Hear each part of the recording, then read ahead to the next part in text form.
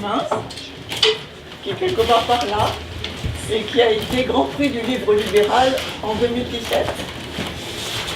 Et puis un ami qui nous vient de loin, qui nous vient d'Amérique, qui a été notre collaborateur pendant de très longues années, en étant en particulier l'interprète franco-anglais des conférences de l'université d'été à Aix-en-Provence, qui par la suite a accompagné le professeur Leménissier dans les trajets chaotiques pour aller jusqu'en Normandie. Assez chaotique pour connaître. Pas en Normandie, jusqu'en Roumanie. Jusqu'en Roumanie. Il y a encore qu'à aller en Normandie. Hein. Pour apporter la bonne parole aux étudiants roumains. Et actuellement, grand spécialiste de Ayn Rand, il prépare une thèse sur sa philosophie mystique. C'est Philippe Chamy.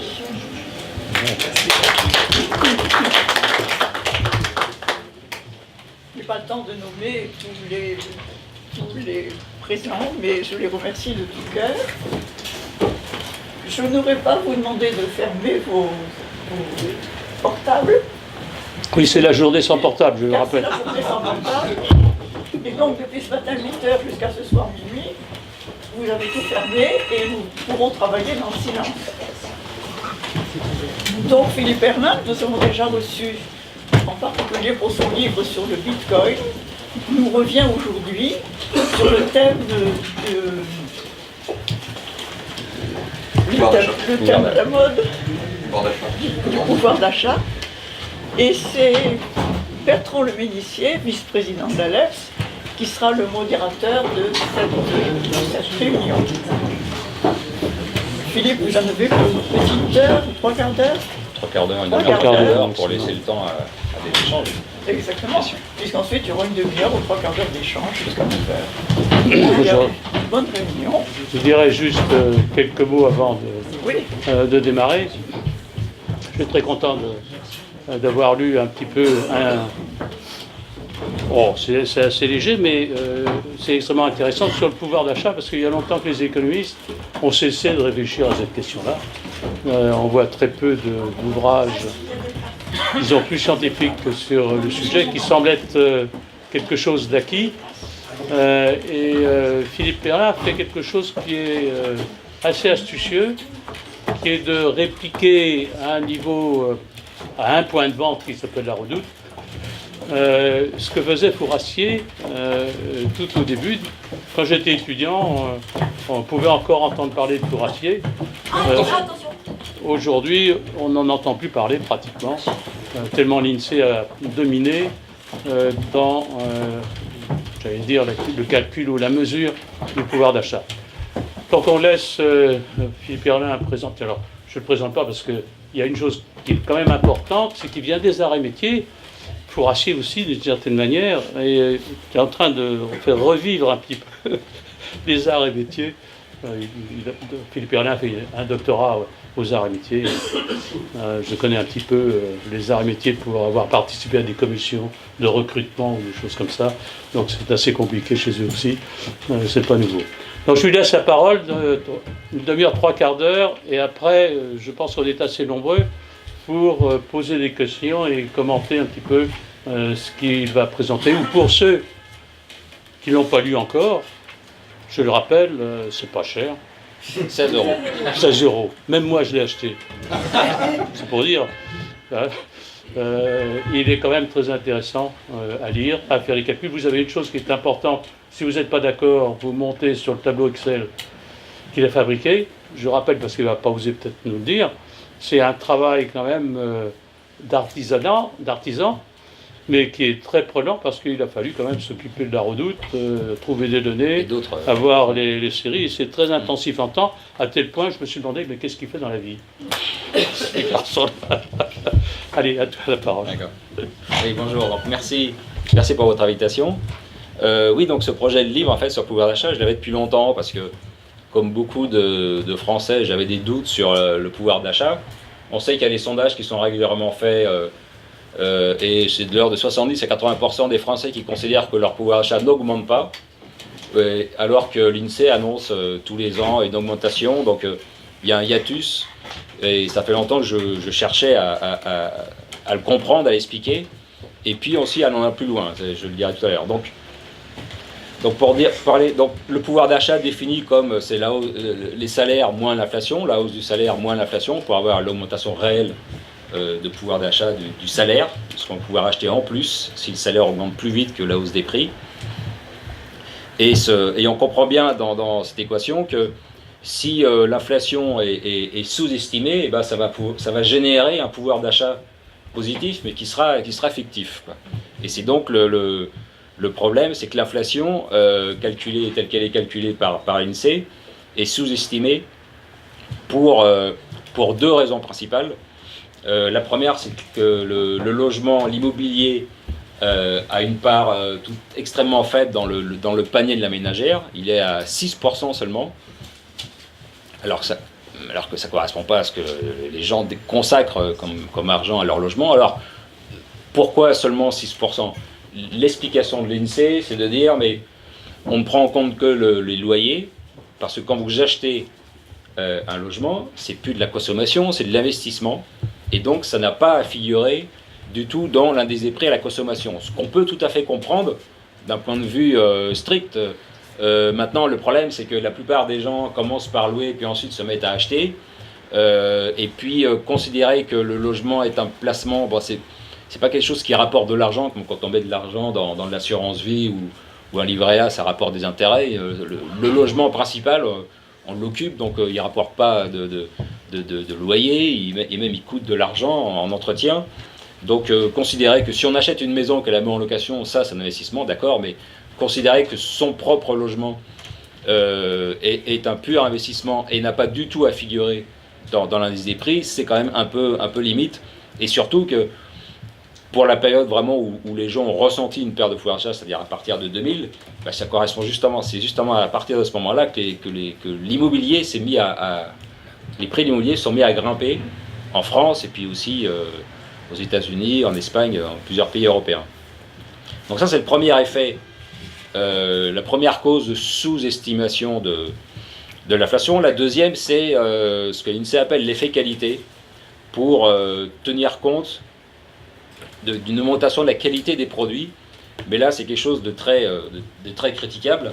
Alors, je prends un exemple simple. Si vous changez votre iPhone, enfin votre smartphone de votre marque préférée et que le prix a augmenté par rapport à l'ancien modèle, bon, bah, vous êtes obligé de payer plus. Donc pour vous, c'est concrètement une perte de pouvoir d'achat, quoi. Mais l'INSEE va vous expliquer que certes, il est plus cher, mais le nouveau est plus cher, mais il a plus de fonctionnalités. Dont le processeur est plus puissant, donc vous en avez plus pour votre argent, et donc nous, l'INSEE, on va mettre dans notre base un prix inférieur au prix affiché, au prix étiquette, de façon à tenir compte de cet effet-là. Et il faut savoir que ça s'applique, alors ça s'applique à tous les biens technologiques, ce qui fait que ça tire vers le bas l'indice des prix, mais ça s'applique aussi à des produits, par exemple alimentaires. Par exemple, si votre jus de fruits préféré augmente son prix, bah pour vous, c'est une perte de pouvoir d'achat. Mais si au passage, la recette est un peu modifiée et qu'il y a des vitamines en plus, ou voilà, dans le jus de fruits, l'INSEE va considérer là encore que vous en avez plus pour votre argent, et donc il va mettre un prix inférieur au prix étiquette. Ça concerne tous les ans un quart des produits de l'indice. Donc c'est quand même pas négligeable. Donc ces deux effets-là contribuent à minorer l'inflation. Mais ça, ces effets-là, bon, je ne suis pas le premier à les découvrir, et ils ont même été mis en évidence dans 2 rapports officiels qui sont parus en 2007, à un moment où il y avait beaucoup de polémiques sur le pouvoir d'achat. Donc j'ai souhaité aller plus loin, parce que sinon ça aurait fait un livre un peu court, et puis ça n'aurait pas apporté grand-chose. Donc je me suis posé la question, comment retrouver l'histoire des prix, comment comprendre ce qui s'est passé sans s'appuyer sur l'INSEE, parce que justement, je n'ai pas confiance dans les séries de prix de l'INSEE. Et c'est là que je suis. Donc la première idée que j'ai eue, c'est pendant longtemps, je me posais la question, mais où est-ce que je peux retrouver des séries de prix? Et puis un jour, j'ai eu l'idée des catalogues de vente par correspondance. Et j'ai pensé à La Redoute, parce que c'était la marque la plus populaire, on va dire. Et donc, j'ai pris contact avec eux pour leur demander si je pouvais consulter leur vieux catalogue, notamment depuis le moment où La Redoute s'est mis à vendre de l'électroménager, parce qu'au départ, ils n'ont fait que du textile. Et eux-mêmes ne savaient pas, en fait, depuis quand. Donc je leur ai dit, mettez-moi tout depuis les années 60. Et je me suis rendu à leur siège à Roubaix. Et donc c'est à partir de 1965 que La Redoute se met à vendre de l'électroménager. Et ils arrêtent de publier leur catalogue papier en 2015 pour basculer complètement sur Internet. Et je me suis dit, bah, c'est très bien, ça fera ma période d'études, 50 ans, enfin 51 en fait, parce que voilà, mais ça fait un demi-siècle qui va permettre de reconstituer l'histoire des prix. Et donc à chaque fois, j'ai pris un certain nombre de produits qui existaient sur toute la période, en prenant à chaque fois le moins cher. Donc j'ai pris l'aspirateur le moins cher, la machine à laver la moins chère, j'ai pris pour le textile, alors c'était un peu compliqué, mais j'ai pris la veste homme et une chemise, chemise homme avec du coton blanc, enfin la chemise manche longue, voilà, en prenant à chaque fois la moins chère. C'est tout vanille. Voilà. Et ensuite, comme là, ça me donnait des prix pour l'électroménager et le textile, je me suis dit, il faut que j'aille voir d'autres séries de prix. Donc, pour avoir des prix alimentaires, bah là, je me suis dit, il faut que je récupère des brochures commerciales éditées par les grandes surfaces. Et là, il y a assez peu de choses. Enfin, elles-mêmes n'ont rien. Les magasins Leclerc ont un service historique avec un certain nombre d'archives, mais ils n'ont même pas gardé leur propre série de prix, leur propre brochure de prix. Donc, je me suis rendu à la Bibliothèque nationale, où là, j'ai pu retrouver pas mal de séries. Alors, pas sur absolument toute la période, mais pas mal de séries de prix sur un certain nombre de biens alimentaires, que ce soit le gigot d'agneau, la bouteille de Ricard, enfin voilà, des choses qu'on peut suivre sur la période. Alors c'est pas, c'est des informations d'une qualité moyenne, on va dire, parce que c'est pas le même supermarché que j'ai pu suivre sur toute la période. C'est des supermarchés différents. Bon, donc c'est pas, voilà, il y a une incertitude, mais quand même ça donne quand même des tendances intéressantes sur la durée. J'ai pris des prix automobiles aussi, carburant. J'ai pris le diesel parce que justement ça n'a pas bougé sur la période, alors que l'essence, il y a eu plusieurs types d'essence. Voiture. Et puis immobilier, j'ai récupéré une série de prix qui vient des notaires de France en fait pour avoir des prix de vente de biens immobiliers. Et ensuite, je me suis posé la question, mais comment interpréter ces résultats? Parce que quand on sait par exemple que en 265, l'aspirateur le moins cher du catalogue La Redoute coûte 125 francs. Bon, bah, on n'est pas très avancé parce que surtout que je ne veux pas utiliser justement les séries de prix de l'INSEE pour voir ce que 125 francs de l'époque représentent en euros d'aujourd'hui.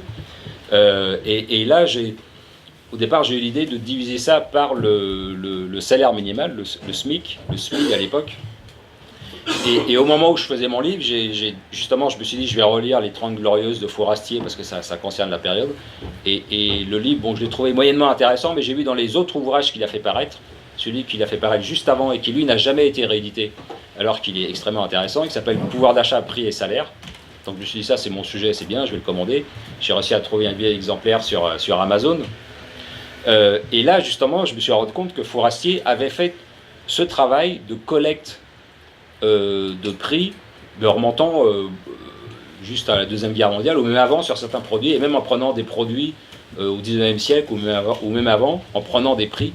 Et la méthode qu'il utilisait justement pour avoir ce qu'il appelle un prix réel, c'était à chaque fois de diviser le prix affiché, le prix noté, par le salaire minimal, le salaire d'un manœuvre sans qualification, en partant de l'idée que le salaire minimal, c'est en quelque sorte la première brique de l'ego de l'économie, c'est-à-dire si une activité ne permet pas de payer au moins un salarié payé au salaire minimal, ça veut dire que l'activité n'a pas de sens et donc elle ne va pas se faire. Donc c'est la première brique.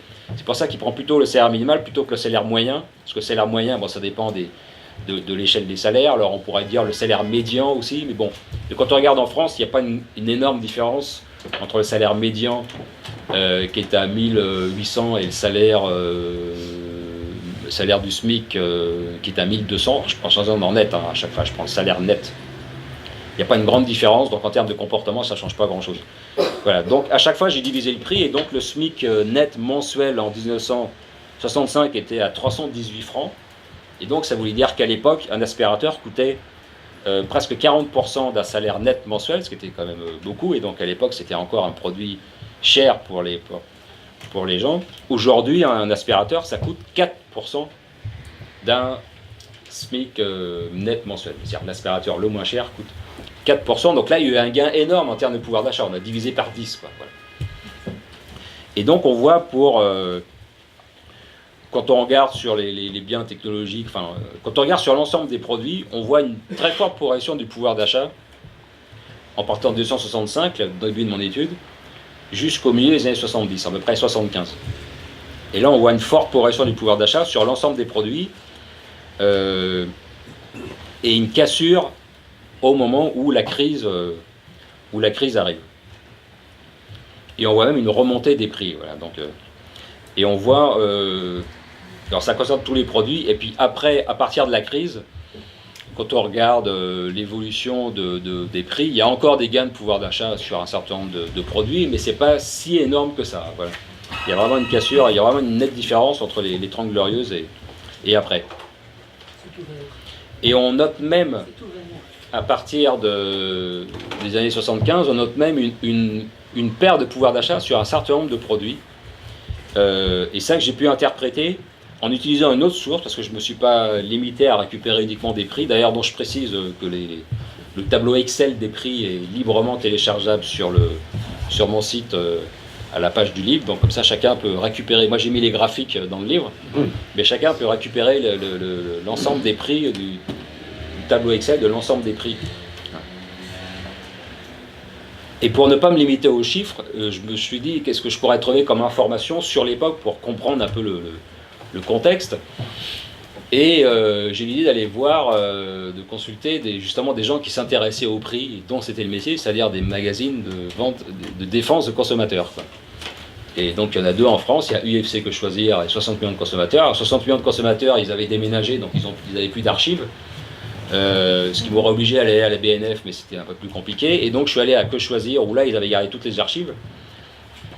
Et j'ai trouvé un certain nombre d'articles extrêmement intéressants qui permettent de bien décrypter le contexte de l'époque et qui montrent qu'il y a eu une baisse de la pression concurrentielle. C'est-à-dire on a l'impression que par rapport à la crise, quand la crise est arrivée, la France s'est un peu recroquevillée et le gouvernement, l'État a fait en sorte de protéger les entreprises en place plutôt que de les inciter à devenir compétitives et à faire preuve de concurrence et d'innovation par rapport aux concurrents étrangers. Et il y a notamment un article de 1979 de UFC Que Choisir sur les produits, sur les frigos, tous ces produits-là, qui montre qu'en 1979, il y avait une seule usine de frigo en France, qui était Thomson, et qui fournissait aussi ses concurrents. C'est-à-dire que c'est une entente, ils s'entendaient sur les prix, et c'est une situation quasiment de monopole, et Que Choisir déplorait, et c'est ça aussi qui est très intéressant, je fais une parenthèse là-dessus, c'est que Choisir a un point de vue qui est très libéral en fait. Et je cite de nombreux extraits d'articles dans le livre, c'est que eux, ils sont pas là pour défendre des idées ou quoi que ce soit, mais ils regardent les prix, ils sont le nez dans le guidon, ils regardent les prix, ils regardent un peu ce qui se passe sur les marchés, et à chaque fois ils constatent que quand il y a une perte de pouvoir d'achat sur un certain type de produit, c'est parce que la concurrence ne joue pas, et ils le déplorent à chaque fois, et ils disent il faut que la concurrence se fasse. Par exemple, ils ont fait des études en comparant les prix des voitures dans différents pays européens avant que le marché soit ouvert, et ils constataient que les Français payaient plus cher que pas mal d'autres pays, donc ils défendaient l'ouverture des frontières pour les ventes de voitures. Il y a aussi, je consacre plusieurs articles alors sur le transport aérien, donc là j'ai pas récupéré des prix sur toute la période, mais j'ai récupéré plusieurs prix à travers plusieurs séries d'articles dont Que Choisir sur des prix de transport aérien, Paris-Londres, Paris-New York, Paris-Rio, pour comparer avant la libéralisation et après. Et on voit évidemment, là, il y a un gain de pouvoir d'achat qui est tout à fait important. Et à chaque fois, différents articles de Que Choisir expliquent que les prix en France ne baissent pas à cause du protectionnisme français, de l'État, de la Direction Générale de l'Aviation Civile, qui fait en sorte de protéger Air France et les acteurs plutôt que de les inciter à être concurrentiels. Et donc on voit à partir de 70 une sorte de bosse, une perte de pouvoir d'achat à cause de ça, et qui va s'arrêter en 1990, quand la mondialisation va se mettre en place avec les différents traités européens, avec différents traités mondiaux, avec c'est d'abord la chute du mur de Berlin, et puis ensuite des différents types d'accords, aussi bien au niveau mondial qu'au niveau européen, qui vont obliger et inciter à libéraliser. Et là, on va revoir une baisse du pouvoir, une amélioration du pouvoir d'achat, par exemple sur l'aspirateur. Pour un aspirateur, et en l'espace de 10 ans, entre 1990 et 2000, il voit son prix divisé par 2. C'est-à-dire que ça coûte 2 fois moins cher d'acheter un aspirateur. Ouais. Maintenant, le seul problème, c'est qu'il est fabriqué en Chine, quoi. C'est que il y a pas mal de, c'est une époque qui correspond à des fermetures d'usines, parce que justement, l'appareil productif français n'a pas été suffisamment bien préparé à la concurrence. Donc quand la concurrence est arrivée, ça a amené des fermetures d'usines, et l'aspirateur et d'autres produits sont fabriqués en Chine. Et cet effet mondialisation, on voit qu'il s'arrête en 2000. Alors pour plusieurs raisons, c'est que bon, bah, déjà une fois qu'on a tiré les prix au maximum, il y a un moment ça s'arrête, et puis même dans les pays émergents, la Chine et d'autres pays, bah, les salaires aussi commencent à monter, même s'ils sont nettement inférieurs, ils commencent quand même à monter. Et puis à partir de 2000, on voit une hausse de l'immobilier, j'en parlais tout à l'heure, on voit aussi une hausse des matières premières qui va impacter, qui va se diffuser sur tous les différents produits, plus ou moins, alors mais spécialement les produits alimentaires, sur l'immobilier, sur le carburant, sur l'énergie. Et le pouvoir d'achat va nettement, enfin, reculer à partir de ce moment-là, à partir des années 2000. Et c'est à partir des années 2000 que les polémiques sur le pouvoir d'achat et les plaintes sur le pouvoir d'achat vont vraiment prendre de l'importance, alors que l'INSEE continuait à dire que le pouvoir d'achat, lui, augmentait. Ouais. Alors dans la troisième partie du livre, je me pose la question comment faire à nouveau pour augmenter le pouvoir d'achat. C'est-à-dire qu'il faut aussi ouvrir des perspectives, qu'est-ce qui pourrait permettre d'augmenter le pouvoir d'achat, en me basant sur en reprenant le livre de Jean Fourastier.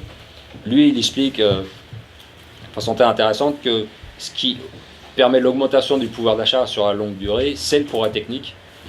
Et c'est la façon dont le progrès technique est diffusé dans les produits qui permet d'avoir des gains de pouvoir d'achat. Alors par exemple, ça se voit particulièrement dans les biens technologiques. Alors par exemple la télévision, quand la première télévision couleur sort au catalogue La Redoute en 1968, elle coûte l'équivalent de 11 mois de salaire du SMIC. Donc c'est plus cher qu'une voiture encore. Bon.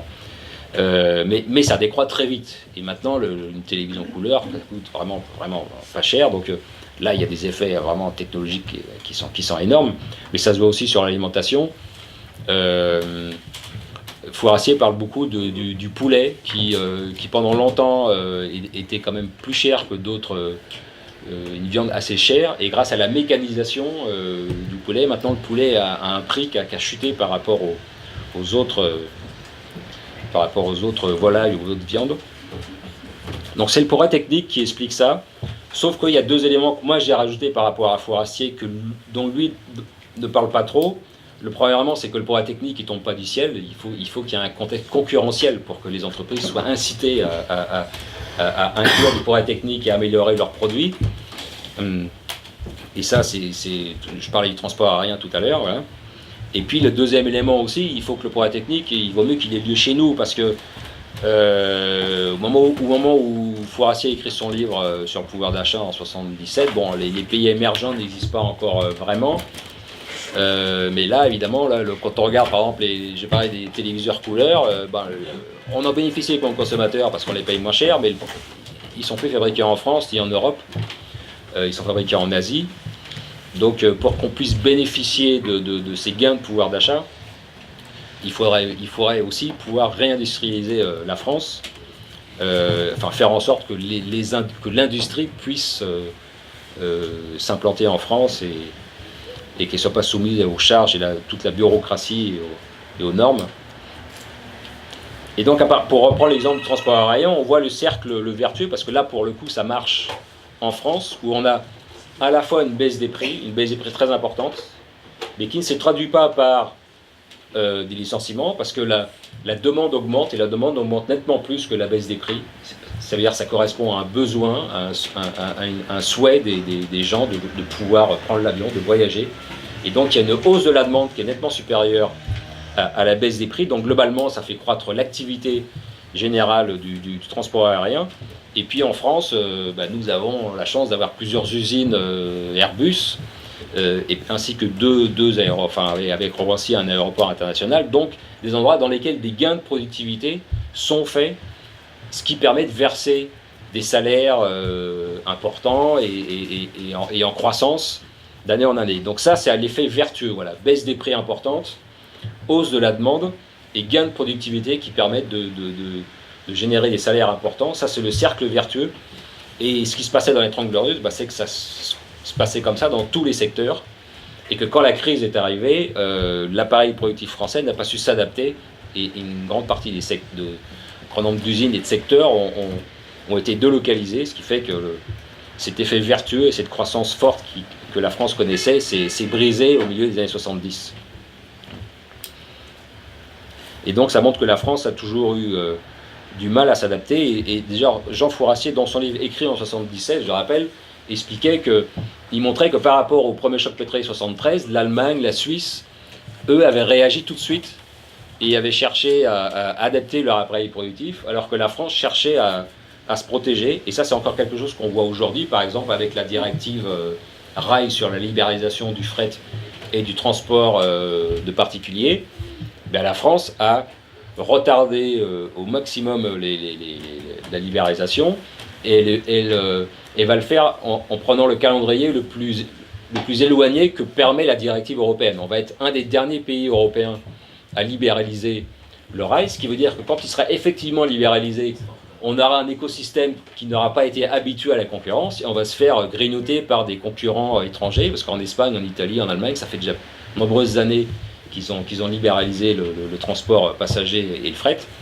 Et donc ça va se traduire encore par la disparition de substances économiques, des pertes d'emplois, etc. Et ça, c'est la tragédie de la France depuis la crise de 70. Et puis l'autre élément pour gagner du pouvoir d'achat, j'en parlais au début, c'est l'immobilier. C'est-à-dire qu'en France, on a un marché qui est très contraint, c'est-à-dire pour le droit à construire est compliqué, le droit du sol est très restreint, et donc c'est compliqué, c'est long de construire en France, ce qui fait que l'offre ne peut pas suffisamment s'adapter à la demande, et ça explique qu'en France on a des prix pour le logement qui sont quand même supérieurs aux autres pays européens comme l'Allemagne ou l'Italie ou l'Espagne. Et donc, pour moi, la solution, ça passe par une libéralisation du marché du logement qui permettrait de faire baisser les prix. Ouais. Alors, je terminerai en disant que, en parlant de la réception du livre, justement, qui a obtenu pas mal d'avis favorables, permis d'avoir pas mal d'invitations dans les médias, ce qui est très, très sympathique, notamment pour défendre des idées libérales. Mais j'ai eu une réponse de l'INSEE, mais qui s'est faite de façon un peu bizarre, c'est-à-dire qu'ils n'ont pas fait de communiqué pour critiquer mon livre, ils ont fait une note pour descendre tous les arguments du livre, et ils l'ont fait circuler dans des rédactions, un certain nombre de rédactions, mais sans que ce soit rendu public.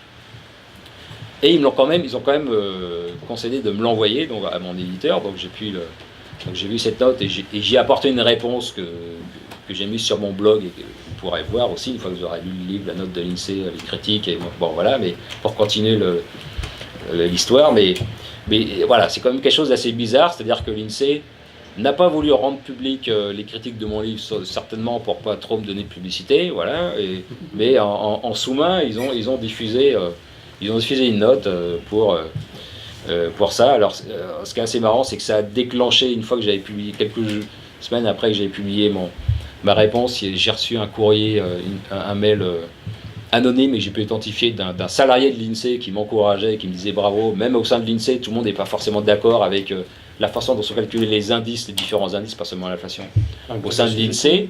Alors ça, je sais pas, il m'a pas précisé, mais en tout cas, il m'a montré, oui, puis il m'a montré que je figurais souvent dans la newsletter de l'INSEE, parce qu'à chaque fois que je publiais des trucs, il leur prenait pour me critiquer. Et il m'a envoyé une copie écran de la newsletter, ça me permet d'authentifier que ça. Il m'a envoyé une copie écran de la newsletter interne de l'INSEE sur laquelle je figure. Voilà, donc. Et puis, pour terminer, au mois de février, Que Choisir, justement, j'en parlais tout à l'heure, et 60 millions de consommateurs ont sorti 2 dossiers sur le pouvoir d'achat. Que Choisir, j'ai eu au téléphone, ils citent mon livre. Et ils reprennent exactement les critiques que je formule dans le livre, c'est-à-dire la sous-estimation de l'immobilier et l'effet qualité que eux non plus ne mesurent pas, contrairement à l'INSEE. Et donc je dirais que pour moi c'est la meilleure validation que je peux avoir pour les tests que je développe dans mon livre. Voilà, le fait que ce soit de l'association de consommateurs. Ok, merci.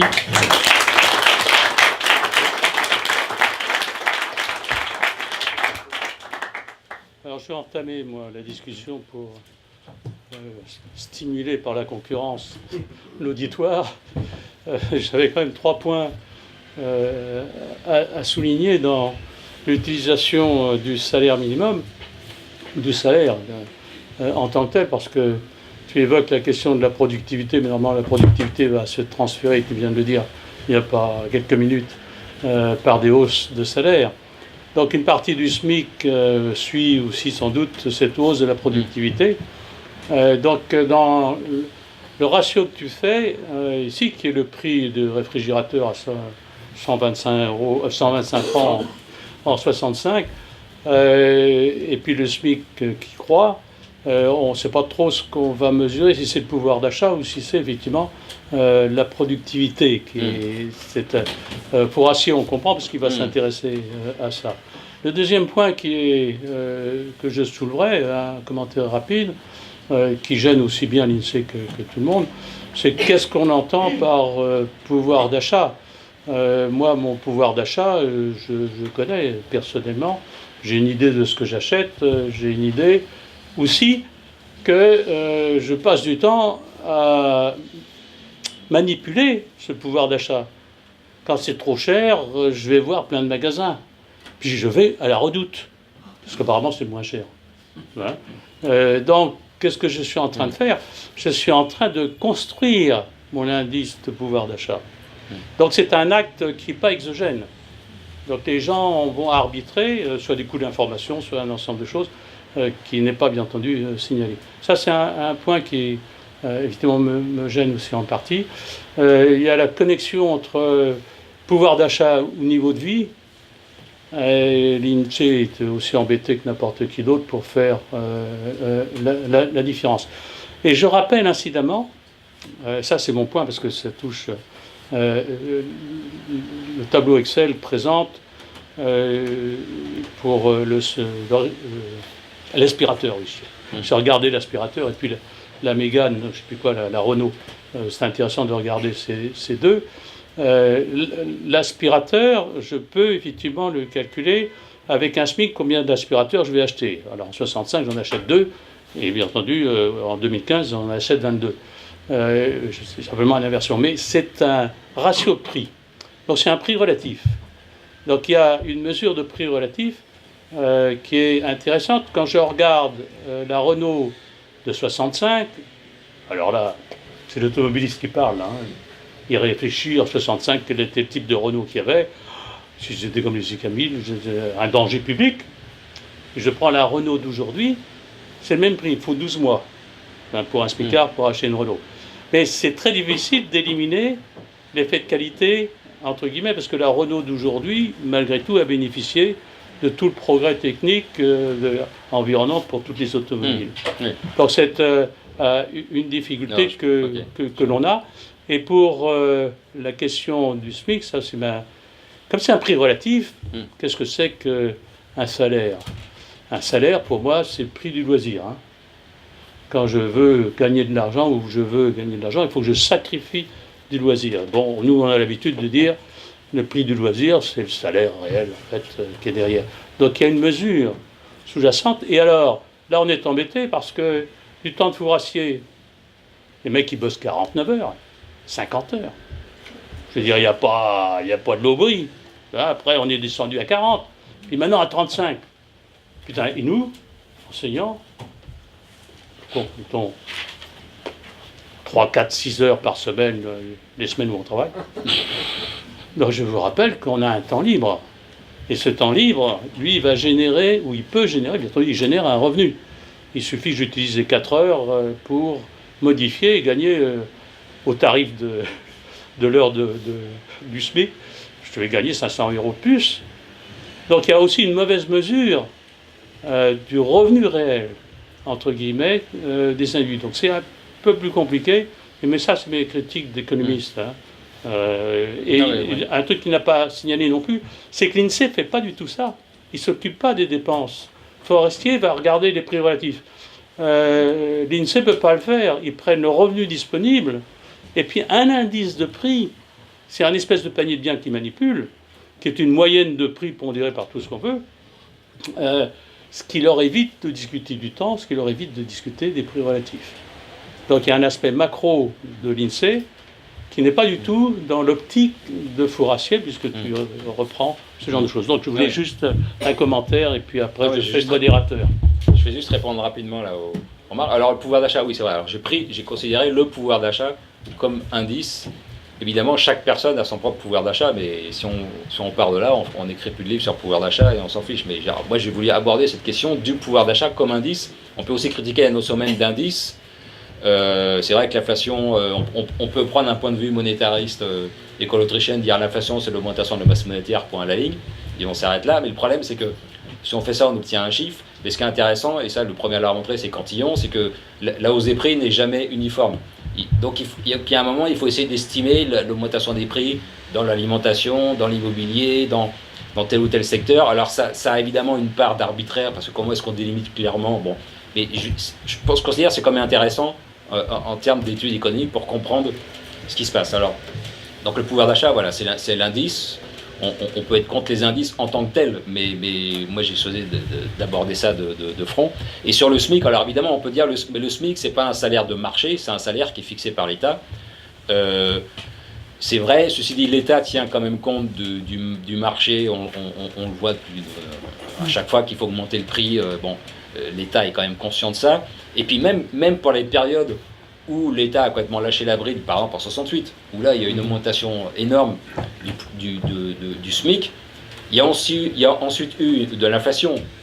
Et justement l'intérêt de regarder le temps de travail par rapport pour acquérir tel bien, c'est qu'on élimine cet aspect-là.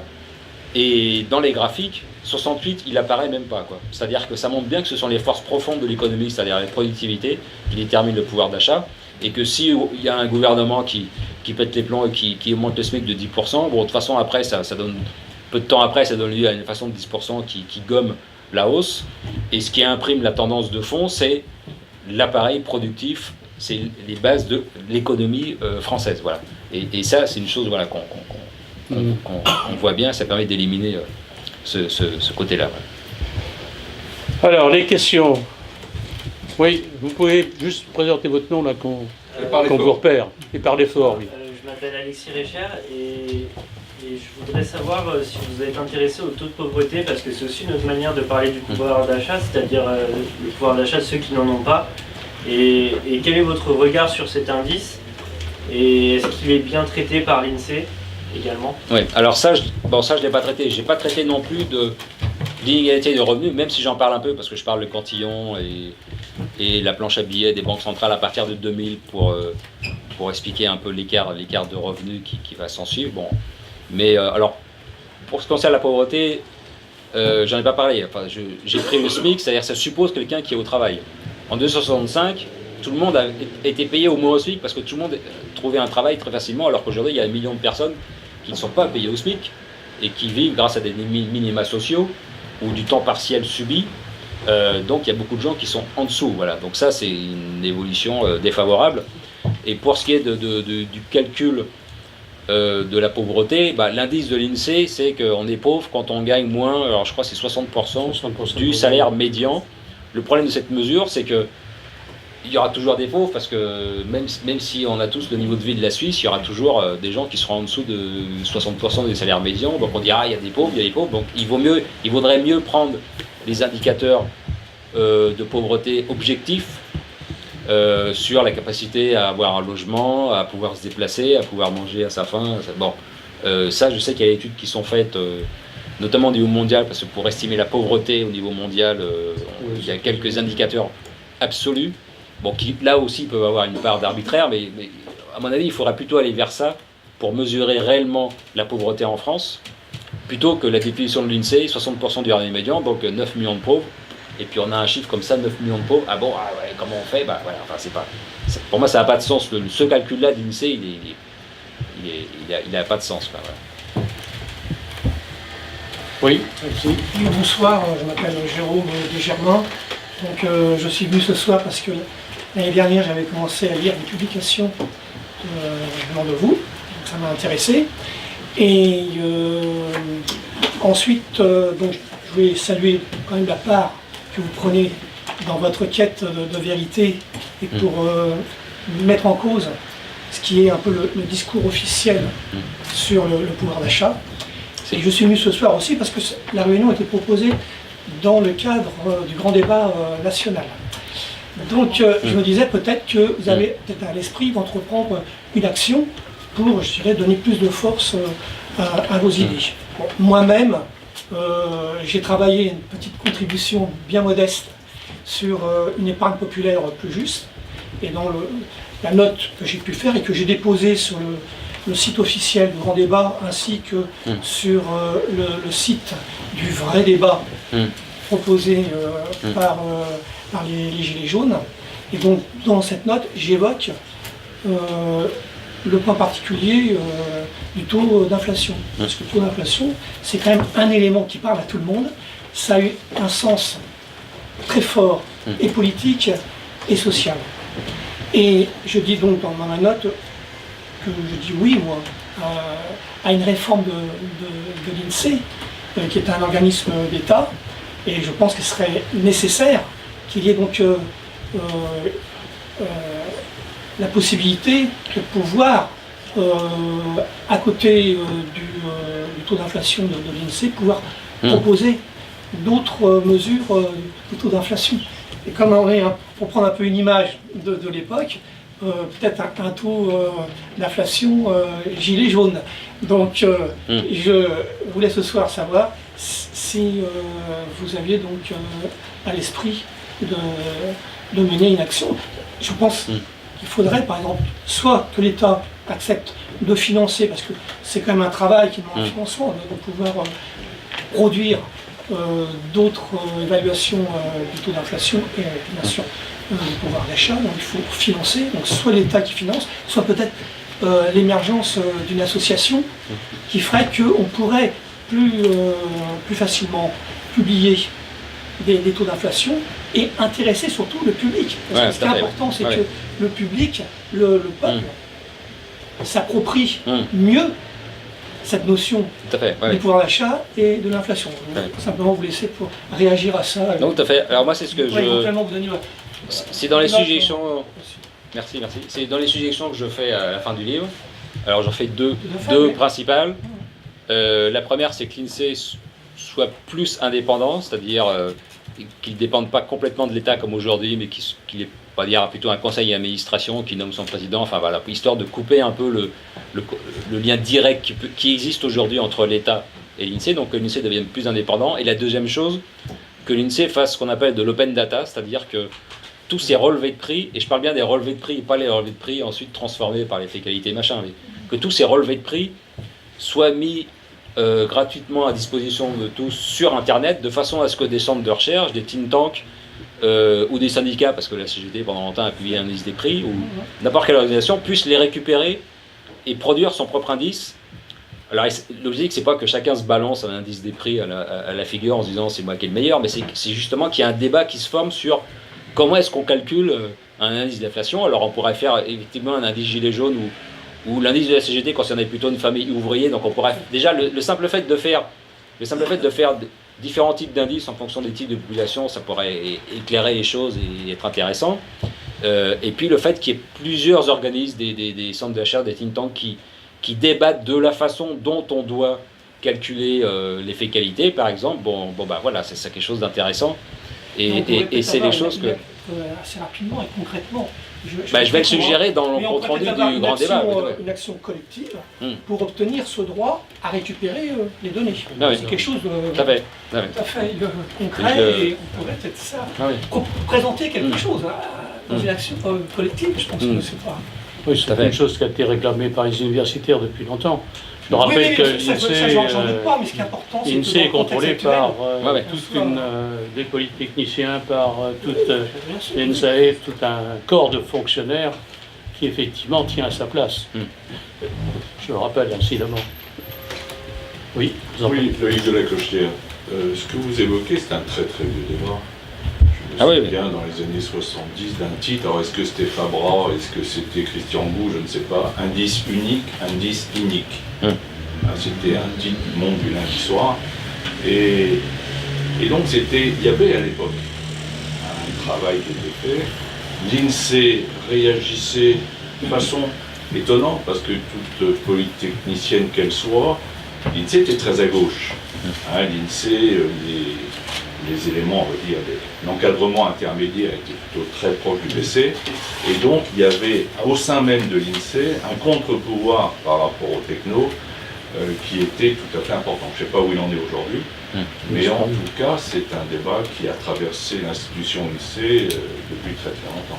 Il y a eu ce débat parce qu'il y a eu les deux indices, les deux contre-indices les plus connus, c'est celui que la CGT a publié dans les années 70 et qu'ils ont arrêté au début des années 80, justement quand l'inflation a diminué et que le problème numéro 1 est devenu le chômage. Donc ils l'ont raté à ce moment-là. En plus, ça coûte cher de faire le prix, donc ils l'ont raté à ce moment-là. Et puis dans les années 2000, justement, où là il y a vraiment eu des protestations, il y a les magasins Leclerc, en collaboration avec le BIP, qui ont commandé un autre indice aussi, et dans les deux cas, ils sont supérieurs à ceux de l'INSEE. Voilà. Et ça a duré quelques années, puis ensuite Leclerc l'a arrêté, mais il y a régulièrement des débats là-dessus, et voilà. Donc moi je suggère que l'open data, voilà, ça puisse permettre à plein d'organismes de calculer l'indice des prix de façon à ce qu'il y ait un vrai débat sur la méthodologie. Voilà. Alors qu'aujourd'hui ce débat n'existe pas. L'INSEE est dans sa tour d'ivoire. On a dit c'est le meilleur, il n'y a rien à discuter, ciao. Et puis si vous ressentez une baisse du pouvoir d'achat, c'est que vous vous trompez sur la façon dont vous ressentez votre budget, votre dépense. Voilà, là il parle de l'efficacité, machin, enfin bon, voilà, ça. Oui, suivant. Vous voulez pas, non? Question, quelqu'un? Oui, allez-y. Oui, pour faire un résumé, le grand mensonge, en fait, c'est l'INSEE qui ne fait pas une bonne évaluation du... Voilà, le grand mensonge, c'est que le pouvoir d'achat n'augmente pas.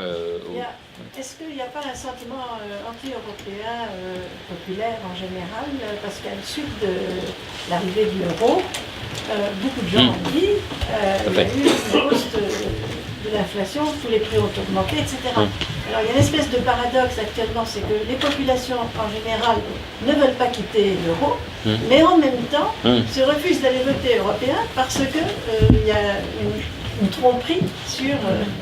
Oui, c'est ce que j'explique, parce que cette hausse des prix qui commence en 2000, elle correspond au moment où l'euro s'est installé, et donc les gens ont mis ça sur le dos de l'euro. Voilà. Mais moi j'explique dans le livre que on serait resté au franc, on aurait subi la même perte de pouvoir d'achat.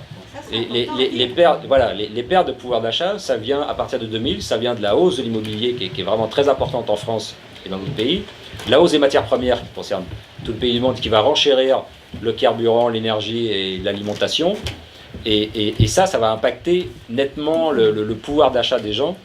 Voilà, et l'euro là-dessus, à la limite, d'un côté l'euro a joué négativement parce qu'on a perdu nos repères, parce qu'il fallait diviser par 6,5, donc les commerçants en ont profité pour faire des arrondis, donc on s'est fait un peu avoir de ce côté-là. D'un autre côté, l'euro étant une monnaie forte, il nous a quand même protégés par rapport à la hausse des matières premières, mieux que ne l'aurait fait le franc qu'on aurait un peu laissé dévaluer. Donc, mais j'explique bien dans le livre que faire de l'euro le coupable, ça c'est une erreur complète. Quoi.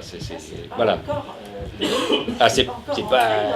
Voilà, non, voilà, parce que les gens mettent ça sur de l'euro, mais c'est un discours un peu simpliste qui est repris par pas mal de gens, mais voilà, c'est pas. Voilà, on s'est resté aux France. La hausse des taxes, vous la prenez en considération? Alors ça, là. Un exemple court. Ouais. J'ai reçu hier la taxe sur les bureaux d'Île-de-France, elle a augmenté de 10% entre 2017 et 2018. On me dit les 2%. Ça impacte mon pouvoir d'achat. Alors, taxe sur les bureaux, parenthèse, ça c'est pour financer le Grand Paris Express, qui est un truc délirant, qui va 37 milliards, bon, voilà. Mais voilà. Non, alors non, parce que là j'ai pris le SMIC, donc j'ai pas pris en compte l'augmentation des impôts, parce qu'en général quand on gagne le SMIC, on ne paye pas d'impôts, donc j'ai pas pris cet aspect-là en compte dans la perte de pouvoir d'achat, mais ça concerne surtout les classes moyennes qui elles, à la limite, ont plus souffert que ceux qui ne payent pas d'impôts. Ils payent dans le transport. Voilà, donc... oui, l'air des rêves. De façon de 2%. Voilà. Peu importe qu'on soit riche ou pauvre, c'est le même résultat. Ça impacte sur tout le monde. Et ça impacte, ça, oui. fait 8% Oui, c'est plus. juste, Et est-ce que c'est le même taux d'inflation dans toute l'Europe ou propre à la France? Alors non, j'ai regardé sur la France, mais bon, il n'y a pas d'énorme différence. Mais enfin, ceux qui s'en tirent le mieux, c'est qui arrivent à maintenir le pouvoir d'achat, comme le pouvoir d'achat en Allemagne, en Suisse est supérieur à celui de la France, c'est qu'ils ont su mieux adapter leur appareil productif. Et résultat, ils ont plus de pouvoir d'achat et moins de chômage que nous. Hein. Bon. Donc l'inflation, même si l'inflation est plus élevée, les salaires augmentent plus vite chez eux et il y a moins de chômeurs, il y a moins de chômage. Donc ils s'en tirent mieux. Ouais. Narderet, oui. Oui, vous avez bien expliqué les raisons qui expliquent l'écart entre l'évaluation de l'inflation par l'INSEE et puis celle que vous pouvez faire par exemple vous-même, mais vous avez été assez peu précis sur les conclusions qu'on peut en tirer sur le sentiment qu'ont les gens actuellement qu'il y a une importante baisse du pouvoir d'achat. Qu'est-ce que nous apprend enfin votre travail sur la réalité du pouvoir d'achat de ces dernières années?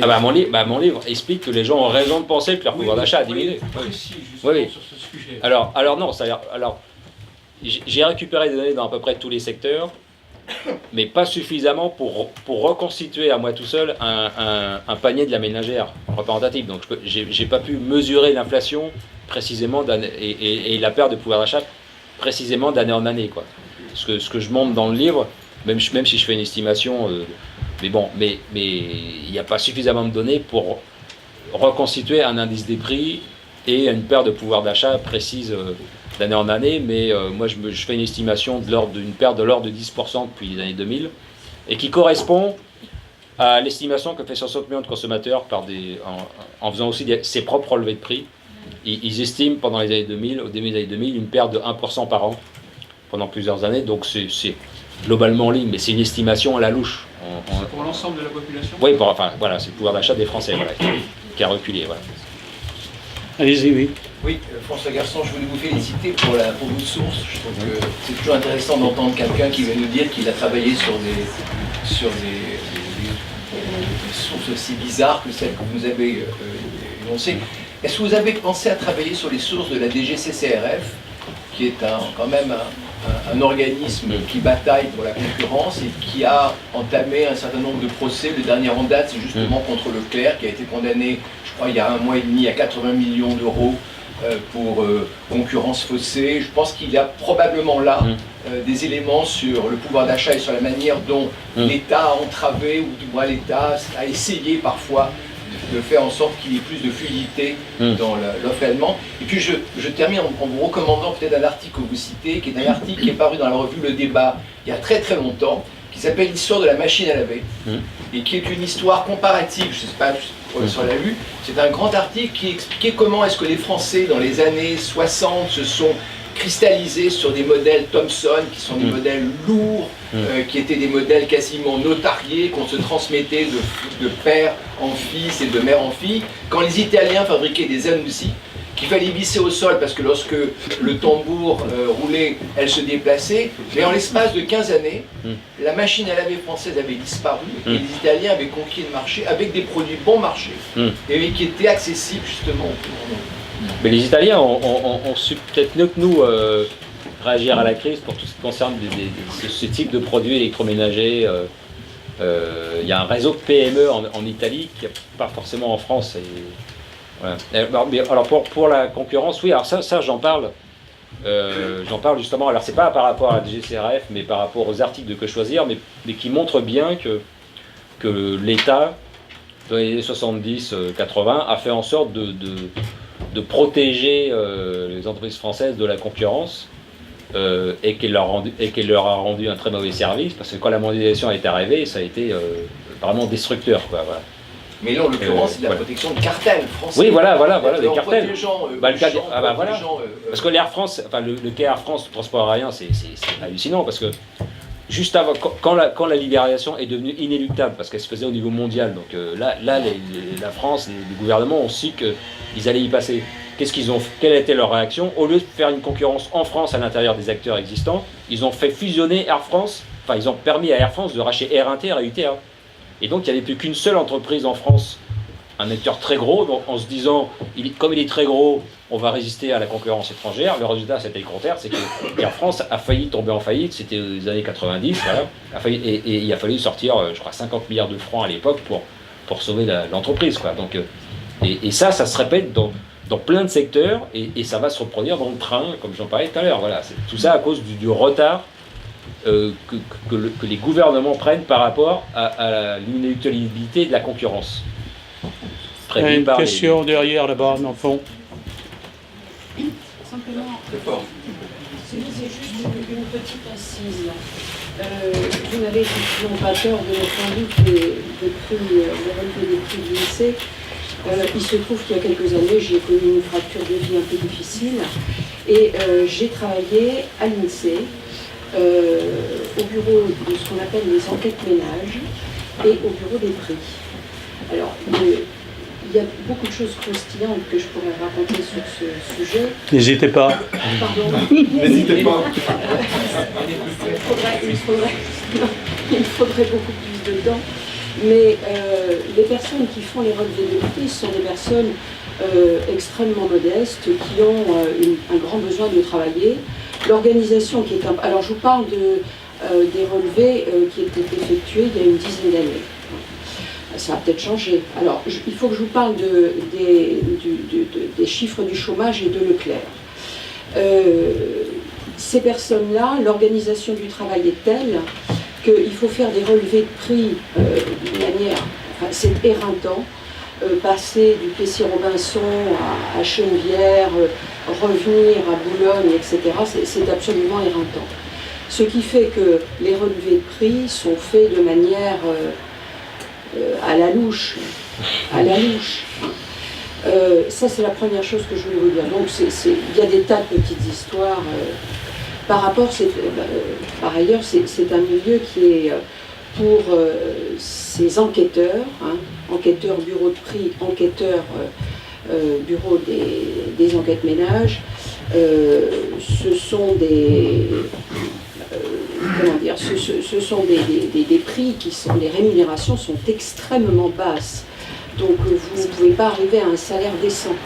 Donc pour optimiser un peu le salaire que vous pouvez obtenir, eh bien vous faites des relevés fictifs.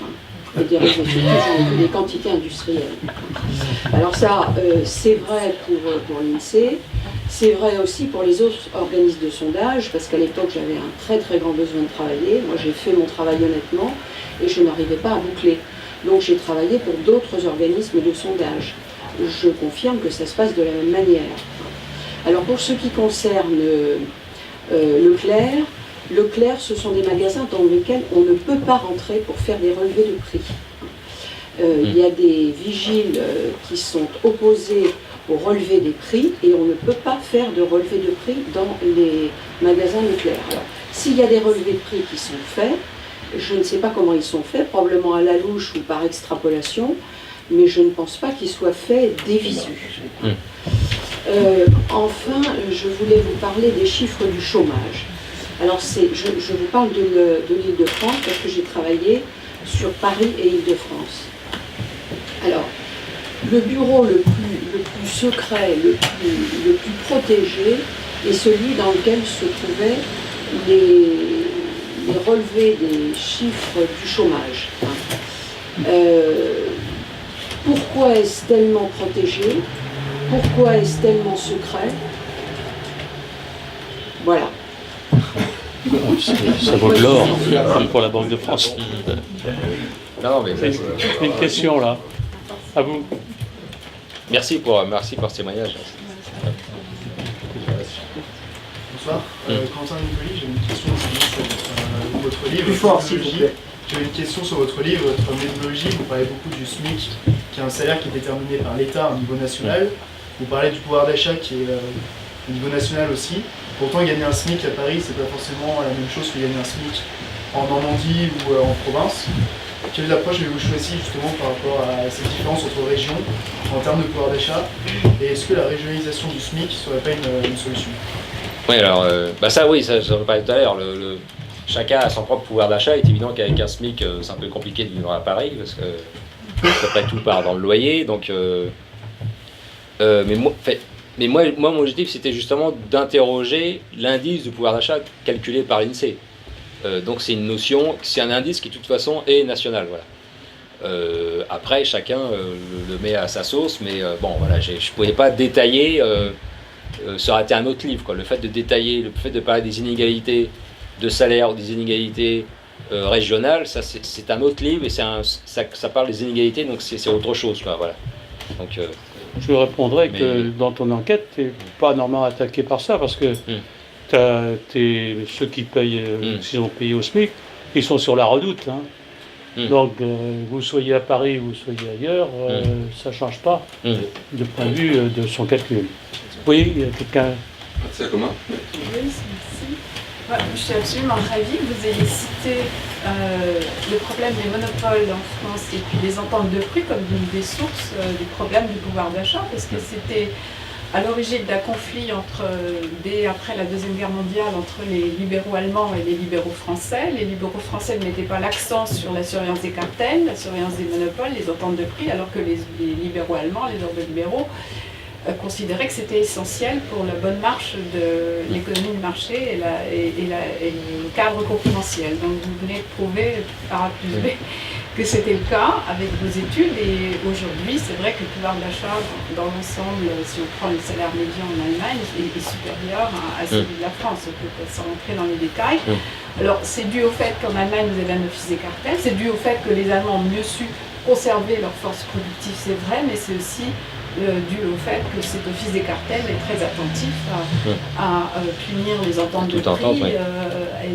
Bon, là on en a un aussi au niveau européen, mais ça ne fonctionne pas de la même manière. Donc ça c'est important. Et puis deuxième point aussi, vous avez aussi un frein, une règle d'or, un frein à l'endettement qui a été voté à la fois en Allemagne et en Suisse, qui explique que des grands travaux pharaoniques comme on en connaît aujourd'hui au Grand Paris, aujourd'hui en Suisse ça n'aurait pas lieu d'être, puisque vous auriez un référendum et je pense que les gens auraient voté connaissant les Suisses. Ce garçon ils auraient voté immédiatement contre, et donc leur pouvoir d'achat n'aurait pas été amputé de manière autoritaire par des constructions pharaoniques. Voilà. Allez-y. Justement, est-ce qu'on ne pourrait pas comparer finalement l'inflation par rapport à la parité du franc suisse et de l'euro? Il s'est réévalué de 20% il y a 2 ans. Est-ce que c'est pas la traduction finalement d'une inflation déguisée en France? D'un écart de pouvoir d'achat. Enfin, maintenant on est dans l'euro, donc on peut plus isoler la France du pays, c'est plus compliqué. Mais et puis bon, dans les, je me suis limité à la France parce que sinon ça aurait été un travail beaucoup plus vaste. Si demain il n'y a plus l'euro, mais c'est vrai que pourquoi les gens dans les pays du Sud s'accrochent à l'euro? Parce que si l'Allemagne s'en va, notre pouvoir d'achat et la parité plonge. Oui, voilà. Si on revenait au franc, le franc baisserait nettement par rapport à l'euro, et ça traduirait une forme d'inflation masquée, qui n'est pas révélée. La perte de pouvoir d'achat. Elle serait révélée par. Lorsque vous discutez avec un Suisse, on a un fort pouvoir d'achat. Pourquoi nous disent-ils ça? Ils n'ont pas des études comme vous faites, ils n'ont peut-être pas l'INSEE. Ils s'aperçoivent simplement qu'à l'international, ou quand ils vont voyager, leur pouvoir d'achat est beaucoup plus fort qu'en Suisse. Allez-y, oui. Monsieur, vous avez beaucoup parlé de l'inflation à partir des biens domestiques. Avec vos catalogues de la redoute, pour les machines à laver, on aurait pu revenir en Normandie et demander, et là, ce n'est plus là, la ville de Gare de Nice, pour la marque vedette en particulier.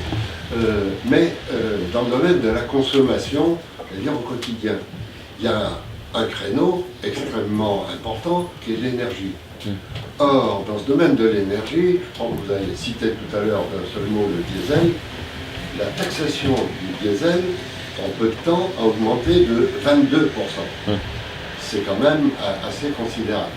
Et comme je crois qu'ici, tout le monde dans la salle doit être abonné à EDF, pas au gaz peut-être, mais pourquoi pas, les 2 dernières lignes de la facture EDF, que tout le monde connaît, CTA d'une part et CSPE d'autre part, c'est une ligne intéressante, puisque sur 2 taxes, on paie de la TVA à 20%. Taxe sur taxe, c'est un génie français, ça. Mais les chiffres que j'ai essayé de récupérer sont tout à fait variables. Simplement, pour payer quand même cette escroquerie gigantesque que sont les éoliennes, on nous a volé l'an dernier au minimum 14 milliards d'euros dans la poche. Est-ce que vous avez pris ça en compte dans vos calculs d'inflation et sur cette perte de pouvoir d'achat qui n'est pas négligeable, parce que à chaque fois que je vois une éolienne, je me demande combien elle me coûte et combien elle pèse aussi dans la poche de chacun de mes concitoyens. Merci, oui. Non, je suis tout à fait d'accord. Sur le diesel en tant que tel, à l'occasion des Gilets jaunes, parce que mon livre s'arrête en 2015, comme j'expliquais, 65-2015, mais à l'occasion des Gilets jaunes, j'ai prolongé les prix du diesel de quelques années, jusqu'en 2018, et on voit nettement une forte hausse à cause de la taxe carbone. Alors, tout l'aspect écologique, taxe carbone et pseudo-réchauffement climatique, j'en parle pas dans le livre parce que ce serait un autre livre à écrire, mais c'est vrai que la fiscalité écologique pour combattre le soi-disant réchauffement climatique, ça va entamer énormément le pouvoir d'achat des Français, parce que là, les Gilets jaunes ont réussi à éviter une taxe qui devait tomber le 1er janvier sur l'essence. Bon, ils n'ont même pas obtenu l'annulation de celle qui avait été mise, hein. Ils ont obtenu simplement. Mais ce qu'ils ne vont pas payer sur l'essence, enfin en tout cas pas cette année, ils vont le payer sur l'électricité, parce qu'il faut payer toutes les éoliennes en mer, les éoliennes terrestres, et ça va représenter une fortune, ça chiffre en dizaines de milliards, et donc ça va conduire à une hausse du coût de l'énergie, donc une perte de compétitivité des entreprises, et une hausse des taxes, donc à une baisse du pouvoir d'achat des particuliers, donc ça va être catastrophique, on est tout à fait d'accord là-dessus. Donc le pouvoir d'achat, ça va encore être un sujet d'actualité dans les années qui viennent, ça c'est clair, parce que vu comment il va continuer de baisser... Oui, on y parlait du poids de la fiscalité environnementale, du poids de la fonction publique, du poidd de la fonction publique, voilà. Oui, alors ça c'est aussi un aspect que j'ai... Des services qu'on force à acheter et dont on n'a pas besoin en fait. Alors ça j'en parle dans la troisième partie, qui est pour expliquer la perte de pouvoir d'achat, alors notamment le poids de l'État qui a nettement augmenté et qui s'est traduit par des taxes. Bon ça, voilà, c'est pas un livre sur cet aspect-là, mais j'en parle évidemment parce que ça transparaît. Voilà, donc ça je parle de la hausse du poids de l'État. En fait, sur la valeur ajoutée, l'État a pris de plus en plus de parts et en laissant de moins en moins sur les salaires et sur les actionnaires. Donc voilà, il ne faut pas s'étonner qu'il y ait du chômage d'un côté et puis une perte industrielle, une perte du tissu industriel de l'autre côté, quoi. Voilà. Allez-y. Oui, je veux savoir si vous avez étudié l'effet de l'immigration, c'est-à-dire est-ce que ça fait un tassement des salaires, de la concurrence? Alors ça non, parce que là encore, ça aurait été un autre livre, le poids ou le poids de l'immigration, mais non, je l'ai pas regardé parce que sur les causes, enfin, on pourrait avoir plein d'explications différentes sur. Moi, je me suis borné sur l'aspect économique et sur l'adaptation de l'industrie et de l'économie à la crise. Voilà, donc. Ceux qui travaillent au noir, ils s'économisent de l'argent. Oui, voilà, parce que bon, ça, par exemple, le travail au noir, c'est quelque chose qui n'est pas pris en compte par les statistiques officielles de l'INSEE, qui en plus sont très mal collectées, comme on vient de l'apprendre. Donc ça contribue au flou, évidemment.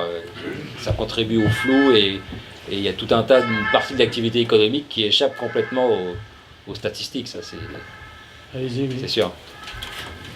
Pour préserver le pouvoir d'achat en matière de transport, il y a une actualité d'aujourd'hui, là, j'aimerais avoir votre impression, entre la polémique gouvernement français et commission qui refuse donc le monopole, la fusion.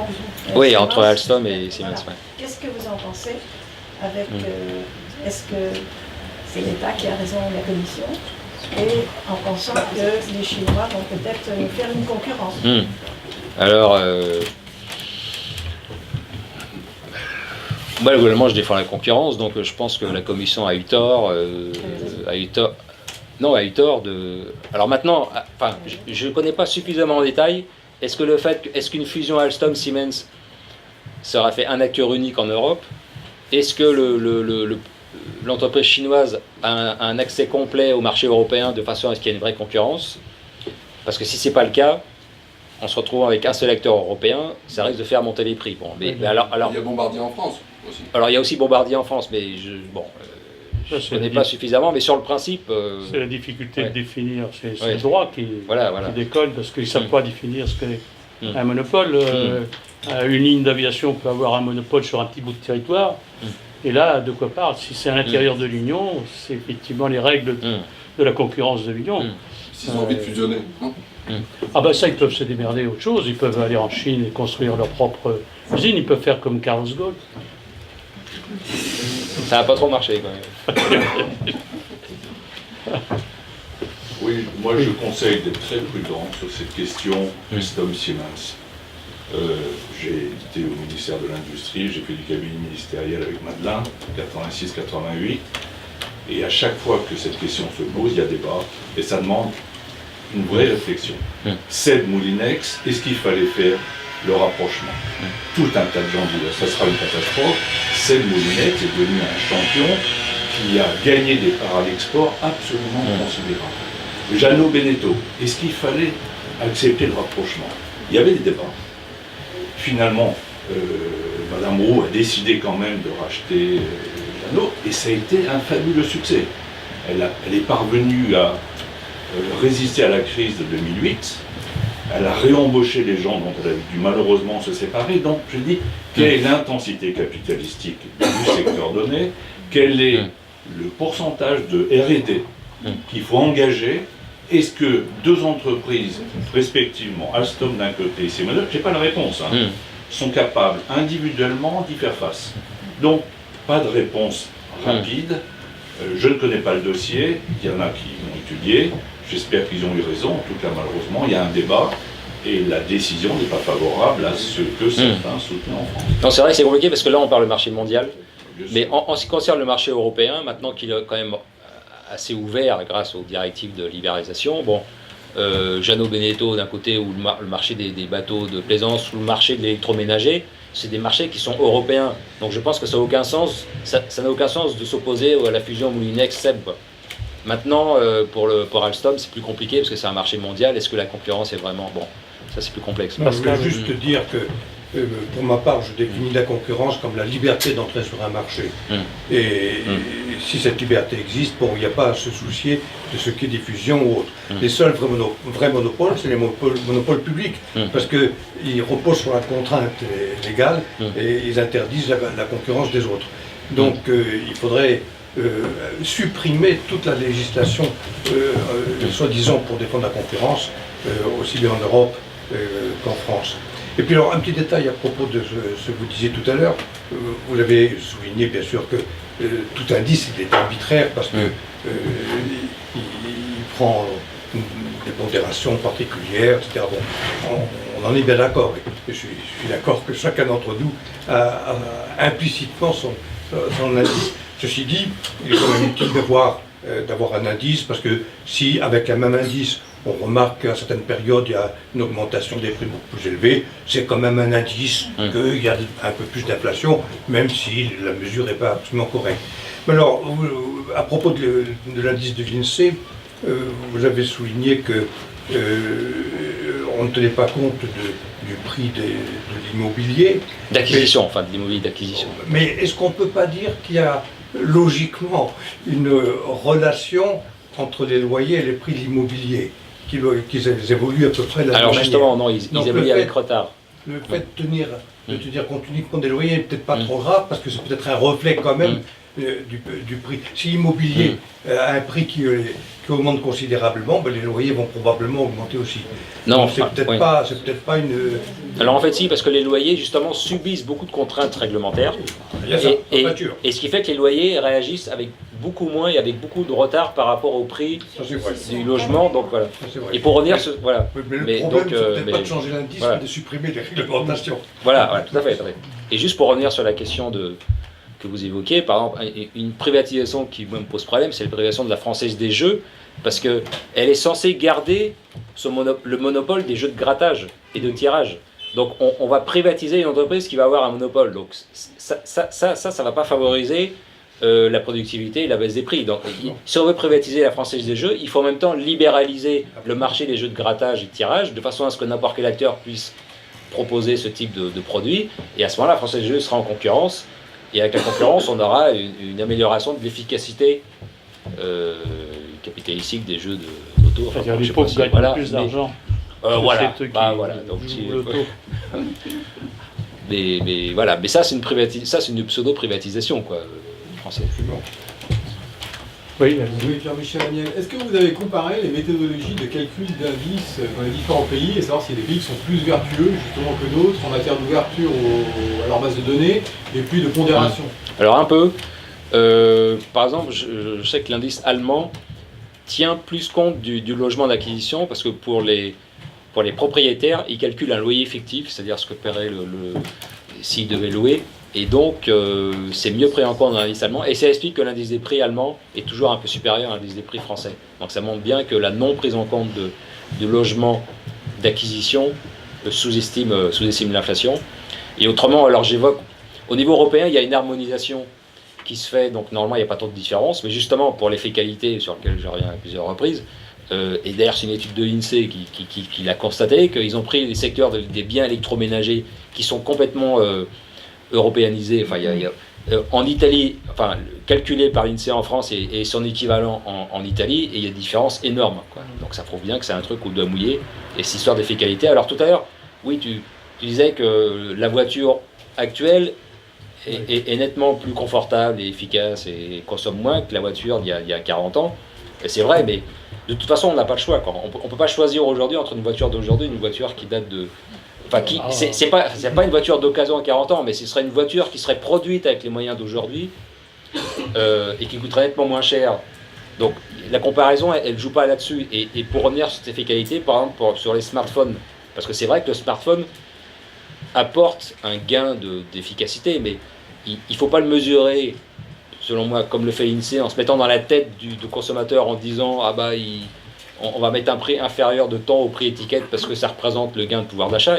Pour moi, il faut le mesurer de façon beaucoup plus basique et concrète. Et il faut constater, par exemple, que depuis que les smartphones se sont généralisés, les gens achètent quasiment plus d'appareils photo portables, plus de caméscopes, et que maintenant, comme l'accès à Internet sur les smartphones est très facile, les PC familiaux qui jusqu'ici permettaient d'aller sur Internet sont aussi de moins en moins achetés. Donc là, pour moi, le gain de pouvoir d'achat, il est là. C'est-à-dire que le smartphone a permis d'économiser sur l'appareil photo, le caméscope et l'ordinateur familial. Donc là, il y a un vrai gain de pouvoir d'achat. Et pour moi, c'est à ce niveau-là qu'on doit mesurer le gain de pouvoir d'achat réalisé par ce pouvoir technique qu'est le smartphone. Et ça, c'est des données qui existent. C'est-à-dire, pour moi, le pouvoir technique, on doit le mesurer sur les décisions que prennent les consommateurs. Concrètement, c'est validé par le marché et non pas se mettre dans leur tête en faisant des trucs au doigt mouillé, quoi. Voilà. Est-ce qu'il n'y a pas donc deux débats complètement différents? Un débat sur l'inflation avec la méthodologie de calcul de l'inflation, et d'après ce que vous dites, en fait, il y a des grandes différences suivant les pays, et donc il y a un facteur de tromperie, quoi. Il y a un arbitraire, voilà. C'est intéressant de voir que l'Europe s'est pas intéressée à avoir un indice unique pour tous les pays. C'est-à-dire il y a Eurostat qui fait en sorte que tous les organismes européens aient les mêmes méthodologies, mais pour l'effet qualité, ça ne marche pas, parce que ça, c'est un effet dont je soutiens et avec d'autres que c'est un truc qu'on doit mouiller, quoi. Il n'y a aucune rationalité. Qui tient compte des prix et du progrès technique, et c'est un autre débat. Voilà. Je pense qu'il y a deux débats dans votre... j'ai un débat inflation, calcul... C'est-à-dire, oui, mais le progrès technique, il est énorme et sur certains produits, mais je dirais sur les besoins physiologiques, habiter, manger, s'habiller, se déplacer, bon, là, il y a un progrès technique aussi, mais qui n'est pas aussi important. Et là-dessus, on perd. Alors, on gagne sur certains produits, mais sur le logement, par exemple, sur le logement, on est perdant en termes de pouvoir d'achat. Depuis le milieu des années 70-80, ça coûte plus cher. Les ventes par Internet, Amazon, c'est un gain de pouvoir d'achat ou pas? Ça, oui, parce qu'il y a une meilleure comparaison des prix, quoi. Il y a un meilleur accès à l'information. Donc, Internet a apporté... Et en gain de temps. Pardon? Et en gain de temps. En gain de temps et... L'économie du transport, on va pas chercher en oublie. Voilà. Et en largeur d'offre. Deux dernières questions. Est-ce que vous avez chiffré la perte de pouvoir d'achat ou alors un taux d'inflation corrigé Moi, j'ai fait une estimation, comme je disais tout à l'heure, à peu près 10% de perte à partir de 2000, alors à partir d'hypothèses qui valent ce qu'elles valent, parce que j'ai pas reconstitué un indice, donc et que ça correspond grosso modo à ce qu'estiment 60 millions de consommateurs Voilà. Mais ce qu'il y a à vous comprendre, c'est que la perte, enfin, les gains de pouvoir d'achat sont arrêtés au milieu en 75 à peu près. Ensuite, il y a eu une perte sur certains produits, comme j'expliquais, par la baisse de l'intensité concurrentielle. Ensuite, il y a une période de gain pour ceux qui ont pu garder leur travail entre 90 et 2000 grâce à la mondialisation. Et ça s'est arrêté en 2000. Et à partir de 2000, avec la hausse de l'immobilier et des matières premières, là, il y a des pertes de pouvoir d'achat significatives. Voilà. C'est le mouvement général. Quand on fait une plus-value à la revente d'un immeuble, on reprend ce gain de pouvoir d'achat. Oui, alors, on reprend... C'est une perte à un moment, mais on le récupère à la sortie. Non, mais bien sûr, si on est non, mais, bien sûr, moi je comprends tout à fait le raisonnement de l'INSEE. Alors, si on achète à Paris, mais si on achète à Paris, on revend pour acheter plus grand à Paris, l'effet de gain, il disparaît complètement, parce qu'on va racheter à un endroit où les prix vont aussi monter. Donc, on gagne si on vend à Paris pour aller habiter en province. Là, d'accord, là, il y a un gain réel. Et si on vend à Paris un 3 pièces pour acheter un 4 pièces, on gagne. Paris, il est perdant. Et alors celui, voilà, et le contraire, voilà. Donc ça, c'est des choses plus complexes à estimer, parce que c'est chaque personne qui a tel et tel parcours. Mais, une dernière question. Mais bon, le logement à 6%, c'est quand même un gros problème. Quoi, quand même. Donc, oui, c'est un biais. Petit mot, vous n'avez pas évoqué, vous avez évoqué l'exemple de cartel qui à partir de 75 aurait limité de protection offerte par l'État. Faut pas oublier que c'est la période où les prix ont été débloqués. C'est Mauroy qui a débloqué le dernier des prix bloqués, c'est Barre qui en avait débloqué beaucoup. Donc il y a un effet aussi, reconstitution des marges.